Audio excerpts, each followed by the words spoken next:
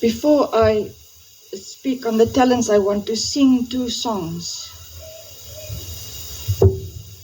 I also need to record, so I don't know how it will work. It's all right, it's all right.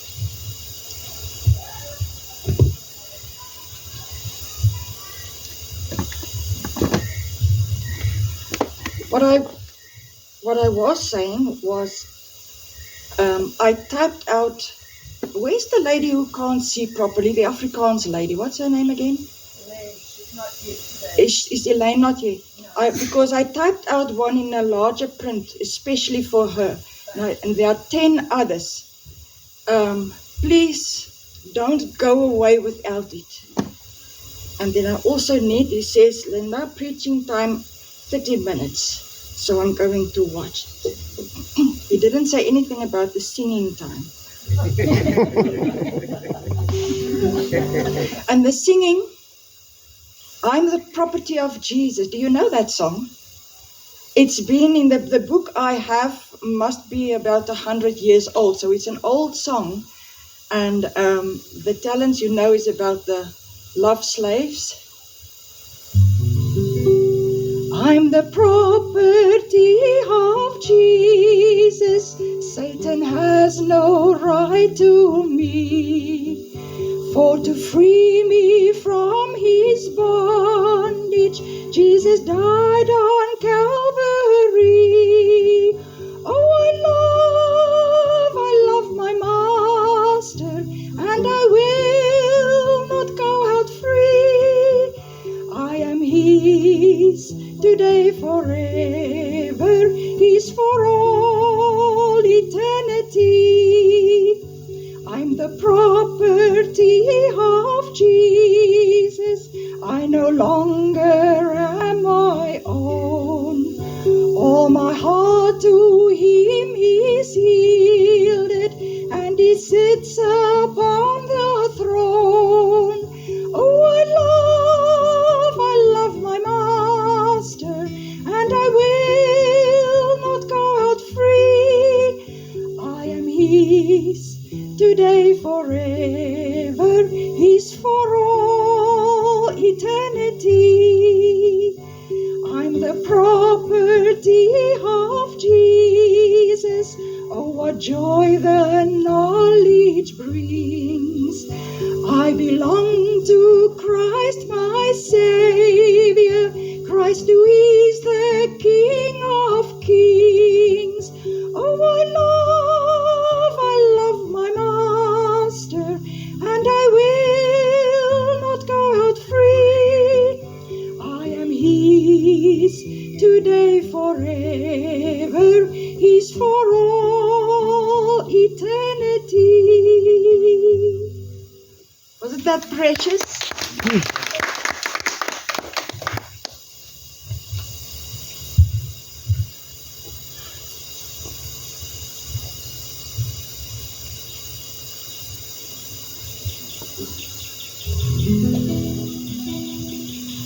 Come as a wisdom to children.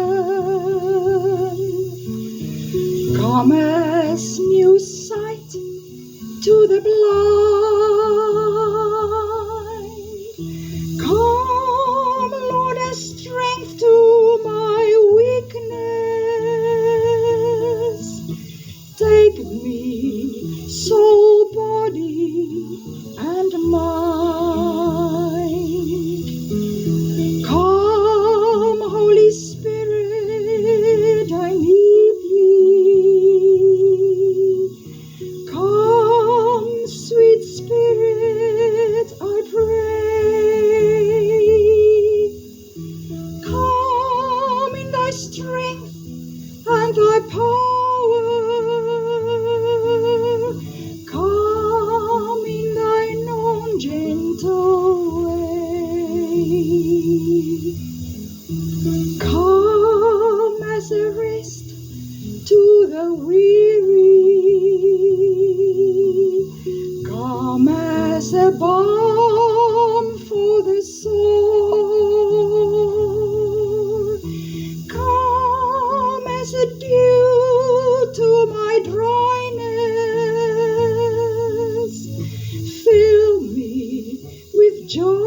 evermore. Come, Holy Spirit, I need thee.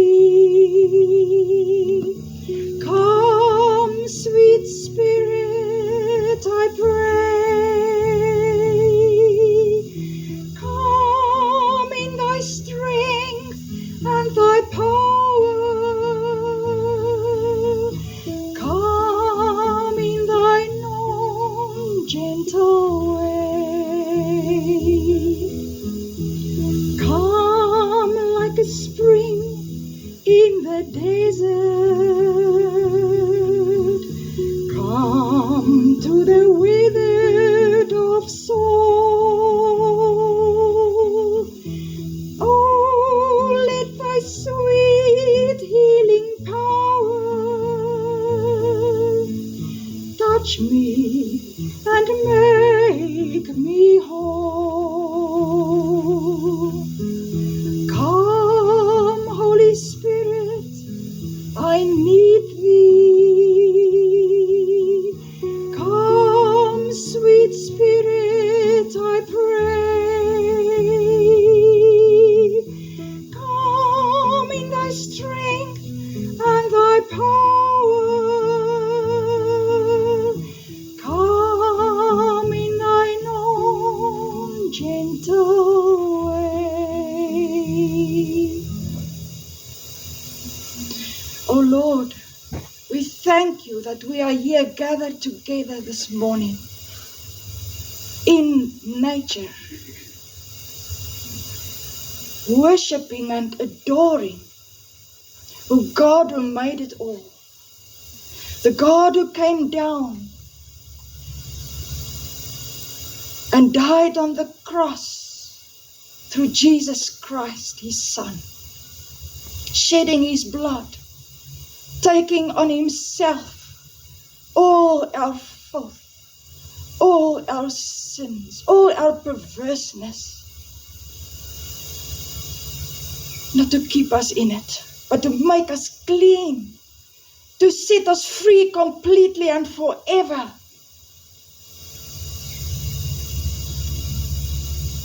And we worship the one who rose from the dead and who is seated at the right hand of the Father,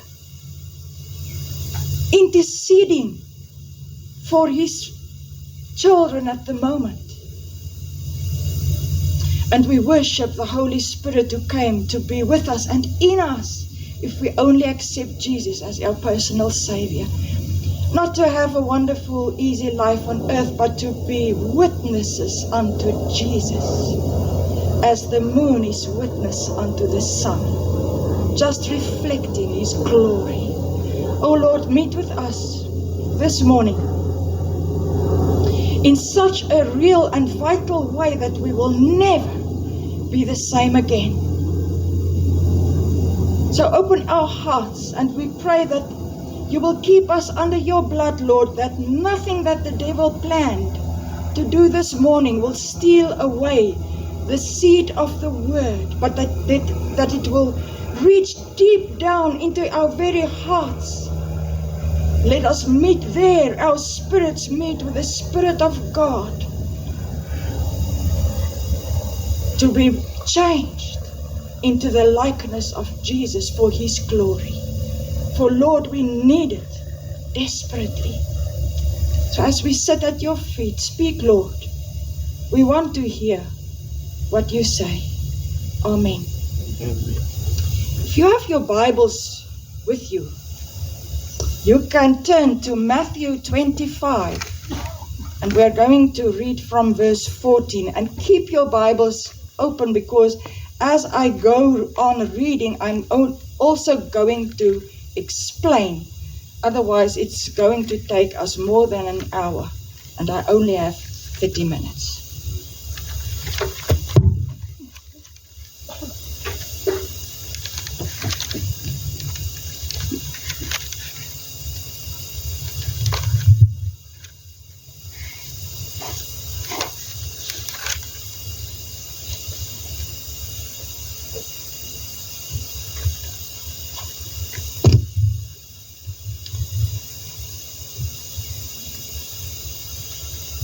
Matthew 25 verse 14. And most of us are familiar with this passage. For the kingdom of heaven. It's not a story. It's a parable. The kingdom of heaven is as a man traveling to a far country. Who is Jesus speaking about? He's speaking about himself. Coming from heaven, coming to earth, and then making ready again to leave, and after a long time come back again.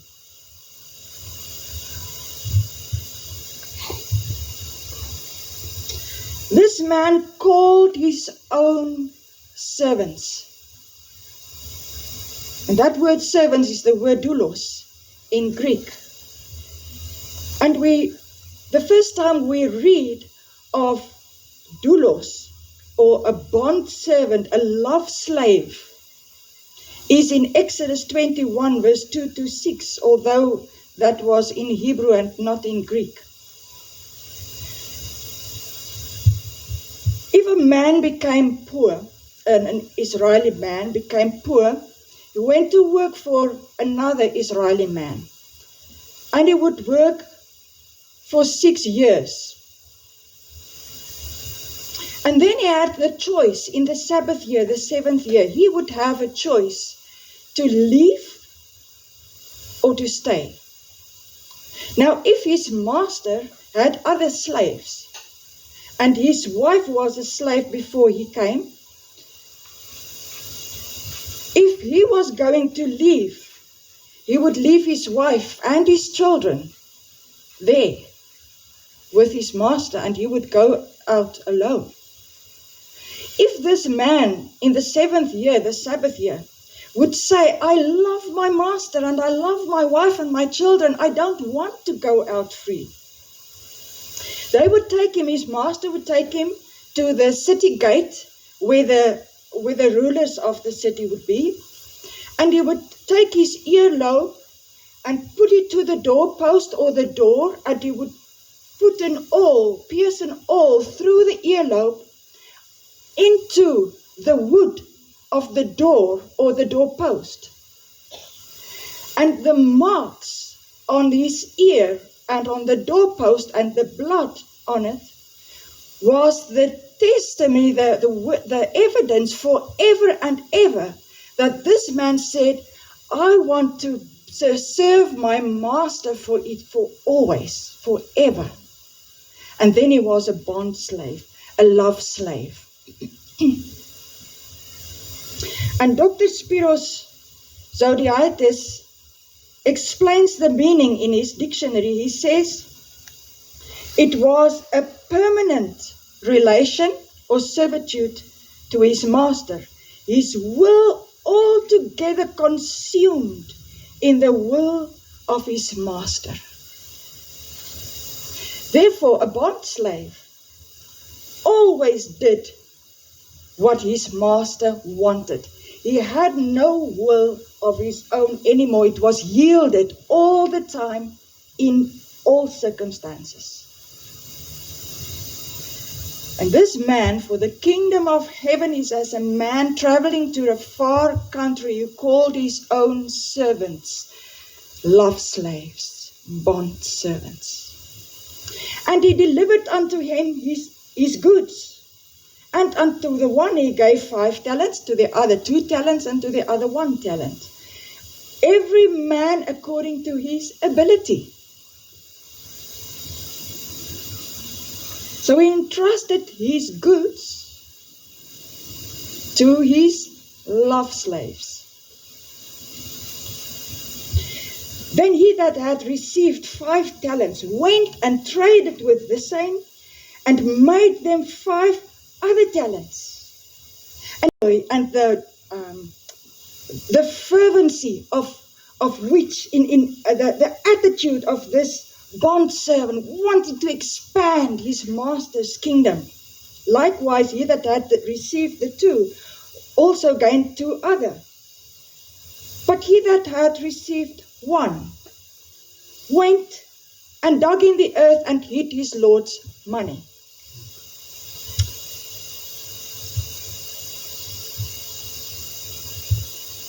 This man, this master, had to be very, very rich, because a talent, in the Greek talenton, was a weight measure.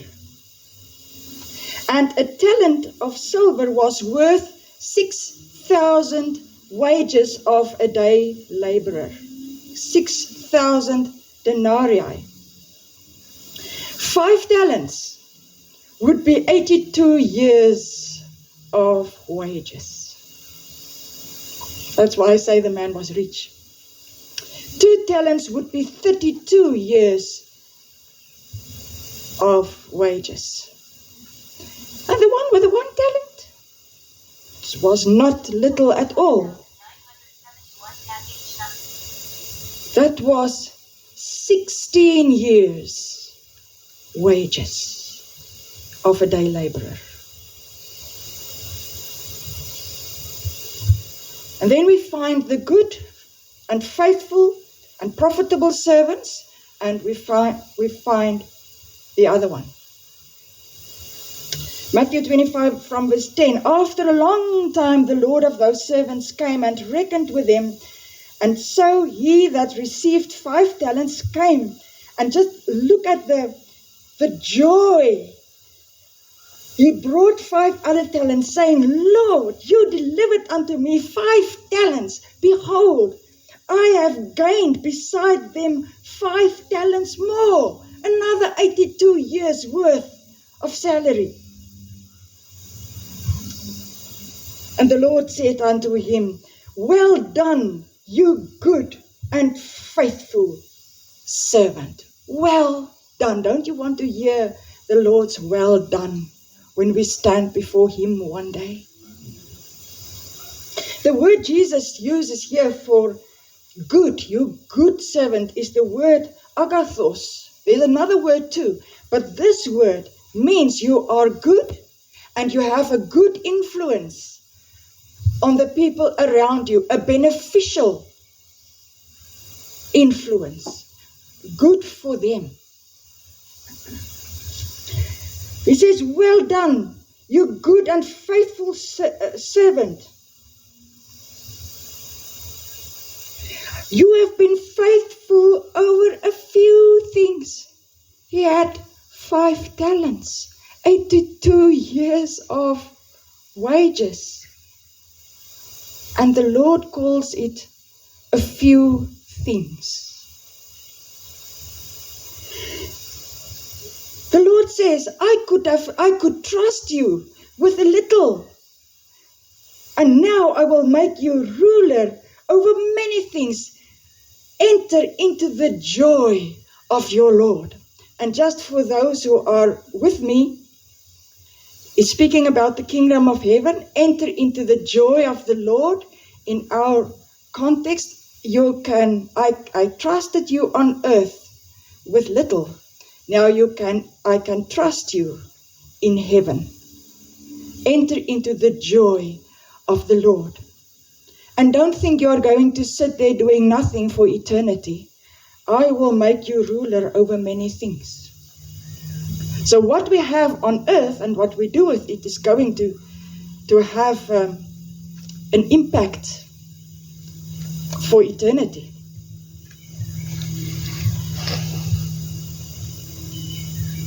He said the same to the one with the 2 talents who gained 2 other talents. We are talking about the kingdom of heaven, so talents means something. And in the kingdom of heaven, up there, we use money down here, but up there it's worth nothing. So what are the things that God entrusts to us here on earth while we are waiting for him to come back? Now I got this, and Astrid will be glad to hear that I'm taking these thoughts from a a man who had been a missionary, was a missionary in the Middle East, in Jordania, to be exact. Neville Holmes was one of my lecturers years ago. And he said, what are the resources of heaven? They are alive and they have potential to grow. Firstly, the Word of God. Secondly, the Holy Spirit. Thirdly, life and time. Firstly, the Word of God. It is alive. Hebrews 4 verse 12 says, for the Word of God is quick. It means it's alive and it's powerful and it's sharper than any two-edged sword, piercing even to the dividing of asunder of soul and spirit, which we need in these days, and of joints and marrow, and is a discerner of the thoughts and the intents, the motives of our hearts. If we obey the word, we will gain further insight. And in this life, in this way, the word will grow in our lives, and we will be better equipped to be witnesses for our Lord Jesus Christ. So we need to spend time with the word. To some he gave 82 years with the word. To others he gives 32 years with the word. To others he gives 16 years with the word. How long have we had the word of God with us? What are we doing with it? And then he gave us the Holy Spirit. When we receive Jesus Christ as our personal Savior, we receive the Holy Spirit. He comes in and he makes us spiritually alive.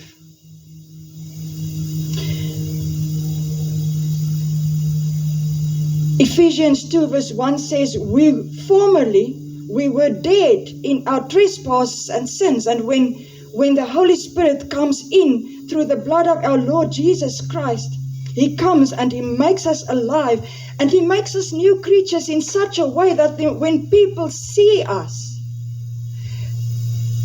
they will be able to see, if anyone be in Christ Jesus, he is a new creation. All things are passed away. Behold, because if you look, you will see everything has become new. Has it? Can everyone see you are not the same person that you used to be before you met Jesus?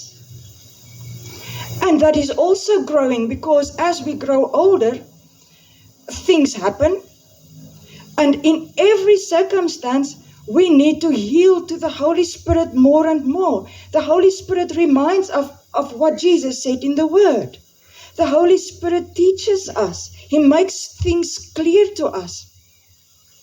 The Holy Spirit always acts on the Word, never apart from the Bible. And then the Holy Spirit prepares us for the coming of our Lord Jesus Christ. Now, when we grow older, our bodies don't work as they used to when we were 20. Some of us lose our hearing, some lose our memory, some lose our eyesight, some lose our vitality, some lose our speech.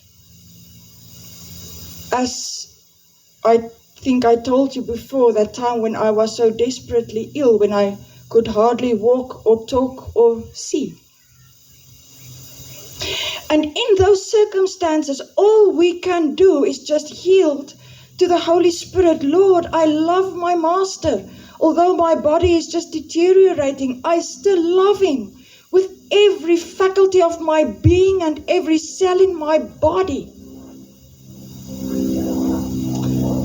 Use it, Lord, for thy glory.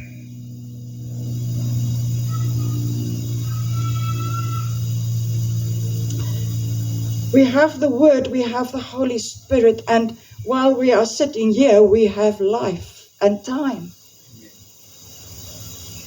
And we have only one life.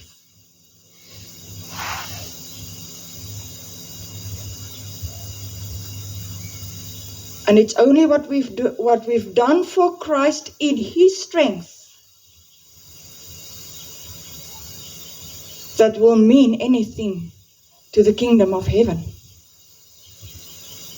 What are we doing with the 82 or 32 or 16 years that the Lord has entrusted to us?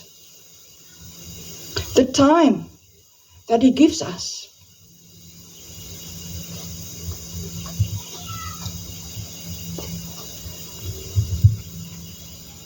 We are very fortunate, much more than the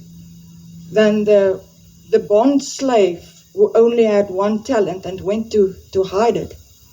We are much more privileged than he was because we still have time. And if we this morning come to the knowledge, but what I've done this far, with what the Lord entrusted to me, His Word, His Holy Spirit, and life and time, and I haven't done anything for the kingdom of God, then we can still change because Jesus hasn't come back yet. For example, many people don't read the Word of God. They don't pray. They sit in front of the television and just have it fed to them from the spoons of the preachers on the television. And because they don't know the Word, they can't discern when perhaps that preacher isn't preaching the truth. And then we just take in everything that comes to us, and we are not being equipped with the Word to be a profitable servant and witness for Jesus. Other people, and I've heard of this recently, people who have a few Bibles in their homes, they don't read it, they read devotional books. Now, a devotional book can be a good thing, but it cannot replace the Bible.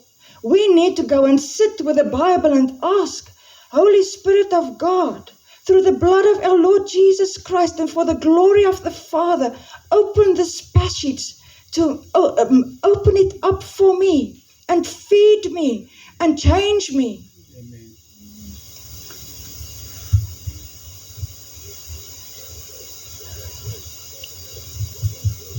I want to cry when I hear of so many Christians who don't do that. Preachers, spending 5 minutes a day reading the Word. I mean, in 5 minutes, I can't even say hello to God with respect. We must get quiet. We must sit. We must get into our closets.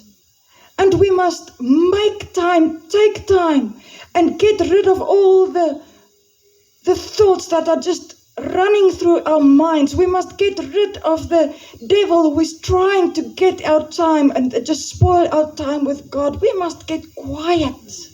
And it takes time just to get quiet.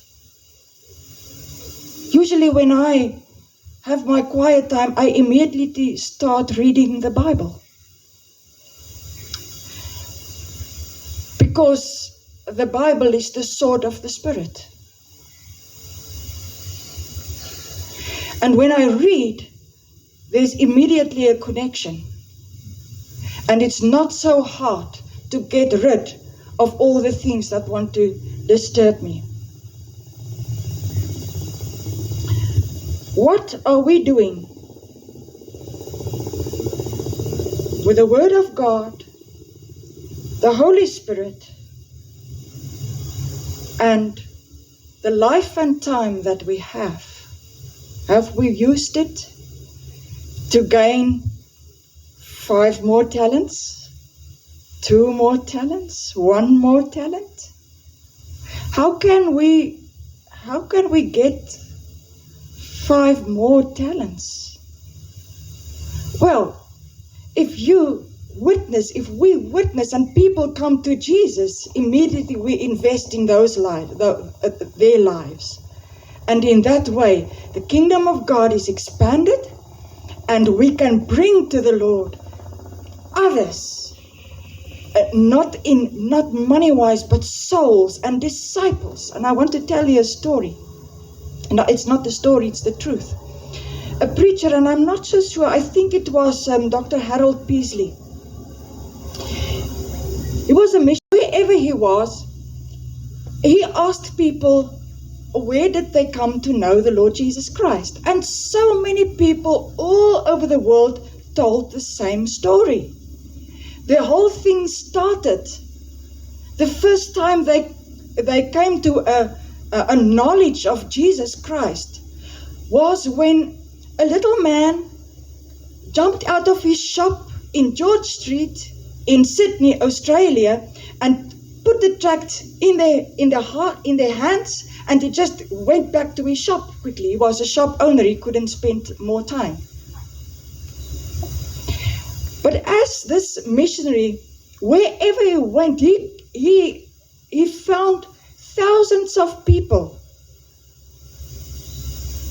who came to the Lord Jesus Christ, and the first thing that drew them to Christ was this tract handed by a man in George Street in Sydney, Australia. And then he said to the Lord, Lord, if you take me to Sydney, Australia, I want to go and look up that man. And eventually he got to Sydney, and he asked the minister of the church where he had to preach, he asked him, do you know about this man? Because this had been going on for something like 40 years.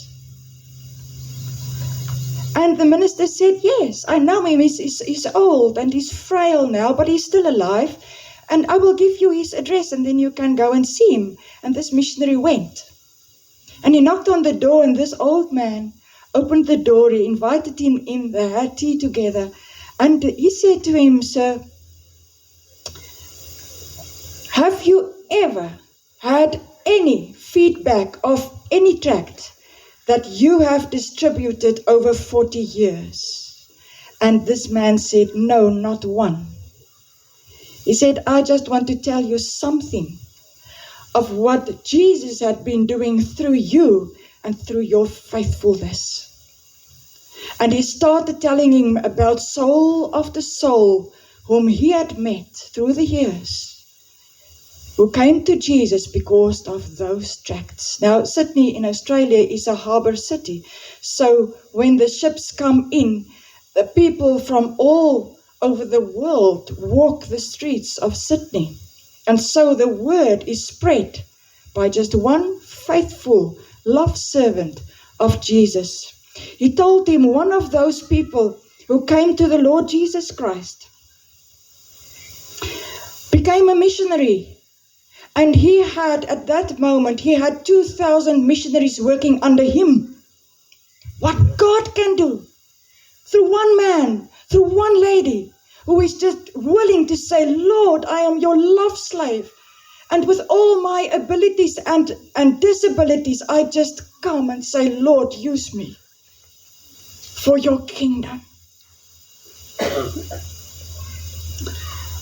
I have 5 minutes more, and I want to very quickly look at the other one. The Lord Jesus used the same word from verse 24 to verse 31. The one who had received the 1 talent. He said, Lord, I knew you, that you are a hard man, reaping where you did not sow and gathering where you did not scatter. And I was afraid, and I went to hid your talent in the earth. Here, take what is yours. And the Lord, his master, said to him,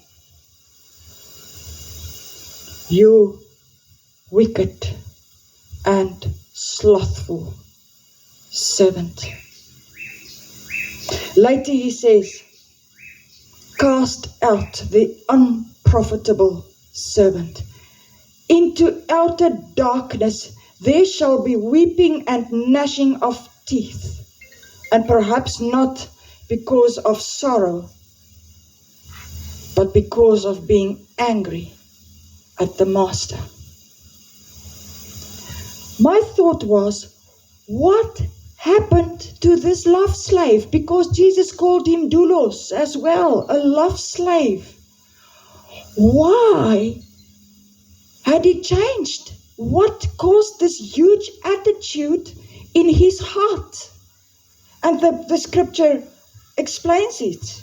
He said he allowed wrong attitudes and thoughts about his master. He said, I observed you. You reap where you did not sow. Well, that's what he saw. But perhaps he came to the wrong conclusions. Because the master might have an agreement, an arrangement with the owner of the other land. Perhaps that man had borrowed money from him previously. And now he said, well, just harvest the crops and take it as a down payment. The bond slave wouldn't know that. That owner could be ill or could be away on a journey. And perhaps he asked him, harvest the crop for me and sell it and keep the money. Bring me the money. The bond slave wouldn't know it. And why I want us to look at this very quickly is because we can fall in exactly the same trap. Accusing our master, the Lord Jesus Christ, and saying, Lord, you are doing things in my life. You are permitting things that I don't understand. They don't seem right and fair, and rebellion comes in our hearts, and rebellion and pride are relatives. And those are the things that cause the devil to be cast out of heaven. If only this servant, when he observed these things and didn't understand, if only he would go to his master and say, Master, I don't understand. I love you. But what you are doing now doesn't seem right.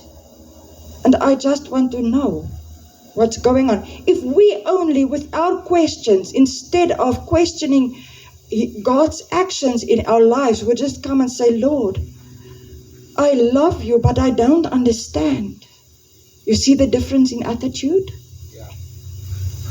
And perhaps the Lord won't tell us. But at least the love relationship won't be severed. Then he accused his master. He said, I knew you. You are a hard man. He didn't know him. He knew something about him in just the same way. We don't know anything about God. We only know a little bit. And he is far greater than we are. His plans and his thoughts for us are much higher than we. We only see the little bit here, but he sees the vast picture very well. And he's preparing us for heaven. Hebrews 12 verse 10 says, he chastens us for our profit. And our profit is not to be healthy and wealthy and prosperous on earth. Our profit is to prepare us for heaven. Because heaven is a holy place of a holy God that he made for holy people. We can't go in there as we are. And he loves us too much to keep us as we are. He changes us all the time. When the questioning came and the accusations came, the next step was just a normal next step. He became afraid because he didn't trust anymore. And when you lose your trust, you lose your first love.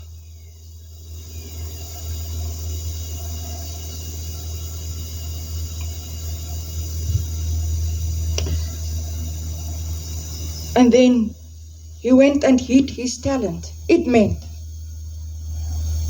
if we question God's dealings with us in our lives, and we accuse him of being wrong, and we become afraid and lose our first love, the next thing is we will not want to read the Bible.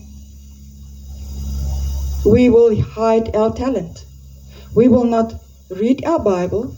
We will not yield to the Holy Spirit, and we will not witness anymore. We won't use the time and the life that he has given us, because what's the use? And we get discouraged and we get disillusioned. And if you go and read through your Bibles, you will see something of this in Job, in Moses, in Elijah, in Jeremiah.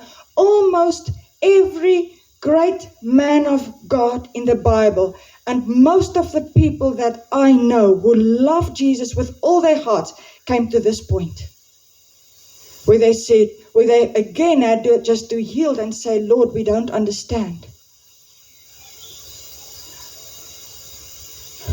So we can lose our first love and go downwards, or we can do what he was supposed to do. And in 2 minutes, I'm going to tell you what he was. How can we correct our attitudes? And the first thing is, take time with God. Amen. That's where the problem is. That's where you sort it out. Take time with God, not in arrogance, but in humility. Lord, you are the Lord of Lords and the King of Kings. I don't understand what you're doing. I don't understand the hurt. I don't understand the sorrow, but Lord, I love you. Remember your first love. The joy when you first knew that he had forgiven your sins and gave you new life.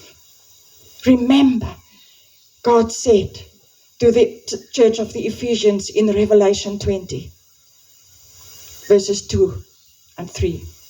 Remember where you have fallen out. Remember who God is. He is the great God. He knows everything. He is in control. And he loves you so much that he gave his only begotten Son to die on the cross for your filth and perverseness and sin. Where do you want a greater evidence of the love of God than that? And then remember who you are. Oh Lord, I'm just a speck of dust. And I yield to you completely. And remember to confess your sins and your wrong attitudes, your unworthy attitudes.